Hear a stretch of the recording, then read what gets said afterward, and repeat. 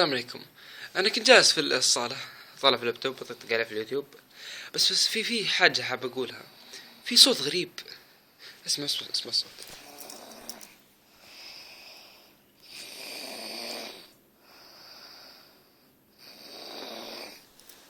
هذا هذا مو بخ. هذا مو بخ، هذا ديناصور نايم جنبي. الله يحفظك. بس اسمع